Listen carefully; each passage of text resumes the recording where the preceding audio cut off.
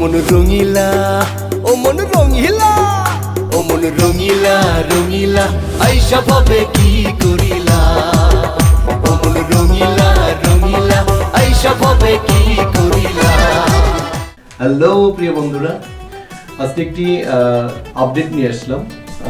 আমার শ্রদ্ধেয় বড় ভাই ইভান মল্লিক ভাই, তার ডিরেকশনে, তার অভিনয়ে আমাদের একটি মুভি আসতেছে, সেটি হচ্ছে মুনাফিক। আর আমাদের এই মুভিতে অভিনয় করেছে সাইফ খান ভাইয়া এবং কেয়া আপু।